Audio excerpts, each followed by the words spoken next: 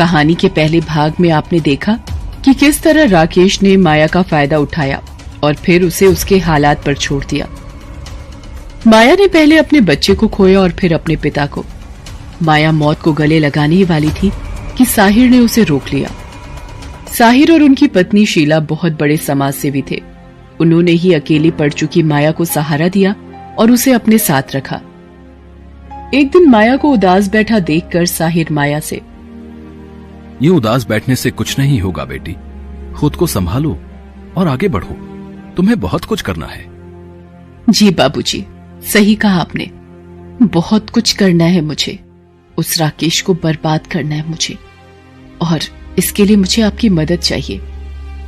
हाँ बेटी बताओ, मैं तुम्हारी क्या मदद कर सकता हूँ? राकेश के पिता ईश्वर कुमार सरकार में मंत्री हैं और पार्टी में उनका बड़ा नाम है। आपने समाज के लिए कितना कुछ किया है बाबूजी, कितने लोगों की मदद की है आपने। अगर हम एक नई राजनीतिक पार्टी का विकल्प लोगों को दें तो मुझे पूरा भरोसा है कि लोग हमारा साथ जरूर देंगे। कह तो तुम ठीक रही हो बेटी, लेकिन एक बार फिर सोच लो, आज की राजनीति किसी दलदल से कम नहीं है। मैंने अच्छी तरह सोच समझकर ये फैसला किया है बाबूजी। यकीन मानिए एक यही रास्ता है जिससे हम राकेश और उसके पिता दोनों का असली चेहरा सामने ला सकते हैं। माया की बात मानकर साहिर अपना स्वाभिमान दल के नाम से नई पार्टी बनाते हैं। माया पार्टी के प्रचार के लिए खूब मेहनत करती है और थोड़े से वक्त में ही बड़ी तादाद में लोग इस पार्टी के साथ जुड़ने लगते हैं। माया धीरे धीरे राजनीति की बारीकियों को सीखती और समझती है और साहिर हमेशा उसे सही रास्ते पर चलते रहने की सीख देते हैं। अगले विधानसभा चुनाव में साहिर और माया की पार्टी चुनावी मैदान में उतरती है। उधर राकेश के पिता को जब माया के बारे में पता चलता है तो वो राकेश को बुलाकर उससे कहते हैं, राकेश आओ, जरा बताओगे ये माया नाम की मुसीबत कहां से लाए हो? जी पापा, वो लड़की कुछ नहीं कर पाएगी, मैं उसे देख लूंगा पापा, आप उसकी बिल्कुल टेंशन मत लीजिए। अच्छा, तुम संभाल लोगे? तुम सिर्फ बिगाड़ ही सकते हो हमारा काम। 1000 बार समझाया तुम्हें कि ये लड़की वड़की के चक्कर छोड़ो और पार्टी पर फोकस करो। मेरे बाद तुम्हें मेरी जगह लेनी है, लेकिन नहीं, अक्ल घास चरने गई है तुम्हारी। एक तो पहले से वो साहिर गले की हड्डी बना हुआ था और अब ये नई मुसीबत माया को ले आए हो। रायता तुम फैलाओ और समेटे हम। अब सॉरी पापा। ईश्वर कुमार माया और साहिर की पार्टी के बढ़ते नाम से परेशान था। उसे अपनी और अपनी पार्टी की साख खतरे में दिख रही थी। उसने अपने कुछ आदमियों को माया और साहिर की गाड़ी पर हमला करने के लिए भेजा, लेकिन माया पहले से ही तैयार थी। उसने पहले से ही अपनी सुरक्षा का इंतजाम कर रखा था। जैसे ही ईश्वर के आदमियों ने हमला किया तो माया के आदमियों ने उन्हें तुरंत पकड़ लिया। माया ने उन्हें पुलिस के हवाले कर दिया। हालांकि उन लोगों ने ईश्वर का नाम पुलिस के सामने नहीं लिया, लेकिन फिर भी ये सब माया के लिए किसी कामयाबी से कम नहीं था। उसे मुस्कुराता देख साहिर ने उससे कहा, माया, अब ईश्वर कुमार कभी तुम्हें हल्के में नहीं लेगा, लेकिन इसके साथ खतरा और ज्यादा हो गया है। जी बाबूजी, आपने बिल्कुल सही कहा, लेकिन मैं डरने वालों में से नहीं हूँ, क्योंकि आप मेरे साथ हैं। साहिर मुस्कुराकर माया की तरफ देखते हैं और फिर माया अपने पार्टी दफ्तर के लिए चली जाती है। साहिर समझ गए थे कि माया अब रुकने वाली नहीं थी।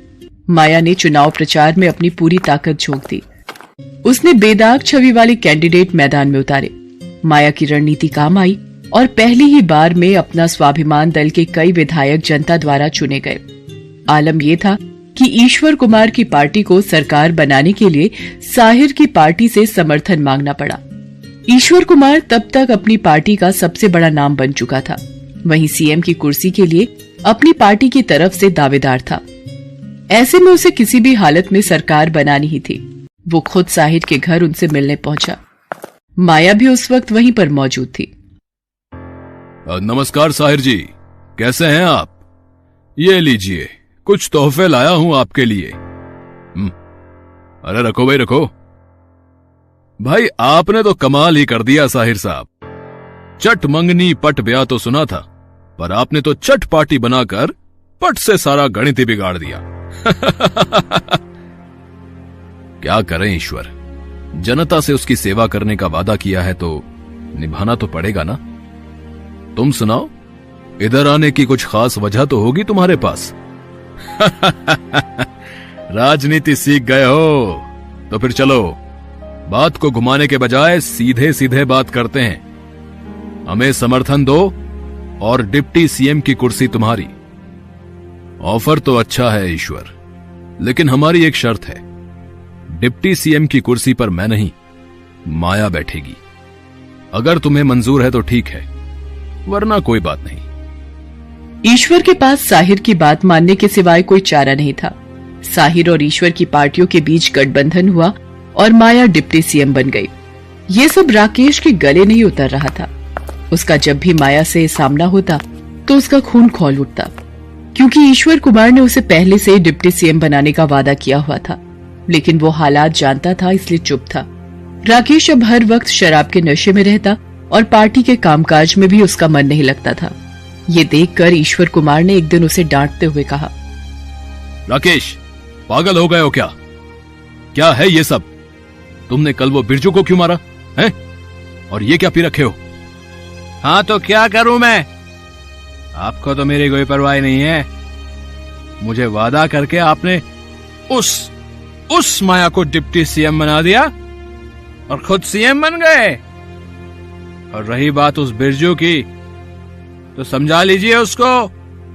दोबारा मेरा रास्ता रोका उसने तो मैं उसे राकेश बहुत नशे में था। वो अपनी बात पूरी करने से पहले ही बेहोश हो गया। ईश्वर वहां से गुस्से में चला गया। दरअसल उसे भी राकेश के डिप्टी सीएम ना बन पाने का दुख था, लेकिन उसने भी हिम्मत नहीं हारी थी। वो तो बस फिराक में था कि कब माया को अपना निशाना बनाए। उसने माया को एक झूठे घोटाले में फंसाने की साजिश रची, लेकिन माया को इसकी खबर पहले से ही लग गई। माया ने ईश्वर कुमार को मुंहतोड़ जवाब दिया। उसने एक दिन अचानक प्रेस कॉन्फ्रेंस बुलाई और मीडिया से कहा, यहाँ मौजूद सभी पत्रकारों को मेरा नमस्कार। मैं माया, इस राज्य की डिप्टी सीएम, आज आपके माध्यम से जनता को एक बहुत बड़ा सच बताने जा रही हूँ। ये सच है कि मौजूदा सरकार को मेरी पार्टी का समर्थन हासिल है, लेकिन इसका मतलब ये नहीं कि गलत होता देखकर भी हम अपनी आंखें बंद करके बैठे रहे। सीएम साहब ने हमसे समर्थन लेते वक्त ये भरोसा दिलाया था कि कुछ भी हो जाए वो राज्य की मासूम जनता के साथ कभी गलत नहीं होने देंगे, और हमने इसी वादे पर भरोसा करके उन्हें समर्थन दिया था। लेकिन भाइयों बहनों, ऐसा हुआ नहीं। इस सरकार में रहते हुए मैंने अपनी आंखों से देखा कि कैसे जनता के खून पसीने की कमाई को लूटा जा रहा है। अनाज की खरीद से लेकर बड़े बड़े प्रोजेक्ट्स में जमकर धांधलेबाजी हो रही है, और मेरे पास हर घोटाले के पुख्ता सबूत हैं, जो मैं आज आपके जरिए जनता के सामने रखना चाहती हूँ। माया एक एक करके कई घोटालों का पर्दाफाश करती है, वो भी सबूतों के साथ। मीडिया उन सभी सबूतों को जोर शोर से दिखाती है। लगभग हर घोटाले में ईश्वर कुमार और राकेश मुख्य आरोपी थे। दोनों ने मिलकर बंदरबांट की थी और माया ने डिप्टी सीएम रहते हुए उन दोनों के खिलाफ सारे सबूत इकट्ठे कर लिए थे। प्रेस कॉन्फ्रेंस के बाद साहिर ने तुरंत ही सारे सबूतों के साथ ईश्वर कुमार, राकेश और उनके कई साथियों के खिलाफ PIL दाखिल कर दी। कोर्ट के आदेश पर जांच शुरू हुई तो हर दिन के साथ ईश्वर और राकेश की मुसीबतें बढ़ने लगी। दोनों ने इन सब से बचने की पूरी कोशिश की, पर ना उनका रसूख काम आया और ना ही गुंडागर्दी। माया को अब किसी का डर नहीं था। आखिर में ईश्वर और राकेश सभी घोटालों में दोषी साबित हुए। दोनों को कोर्ट के आदेश पर जेल भेज दिया गया। एक दिन माया उनसे मिलने पहुंची। राकेश उसे देखकर आग बबूला हो गया और गुस्से से बोला, तू क्या करने आई है यहाँ? हमारा मजाक उड़ाने? बस एक बार यहां से बाहर आ जाऊं, फिर जान ले लूंगा तेरी। तू देखना क्या हाल करूंगा मैं तेरा। कुछ नहीं कर पाओगे राकेश, तुम्हारा वक्त खत्म।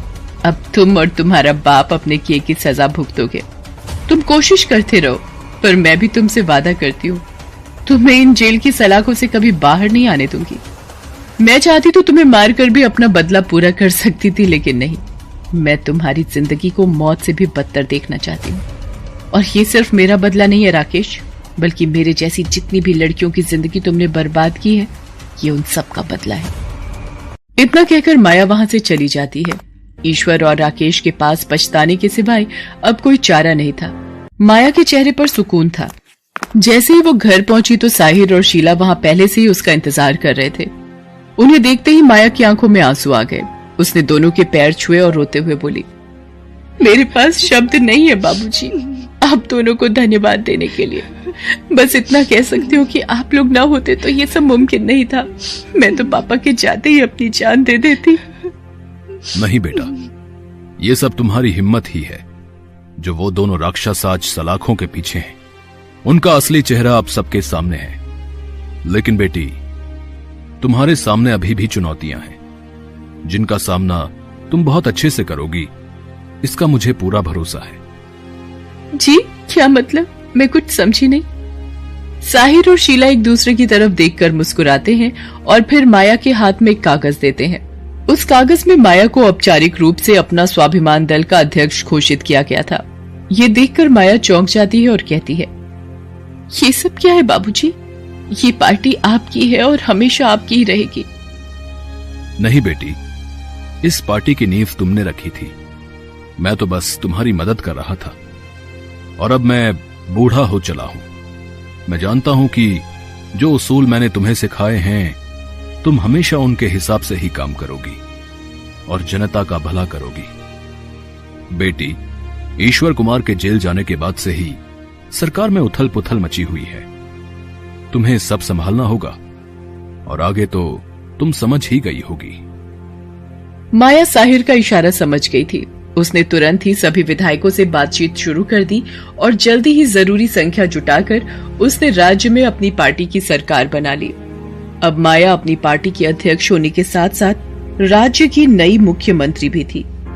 एक ऐसी मुख्यमंत्री जिसका मकसद सिर्फ और सिर्फ जनसेवा ही था।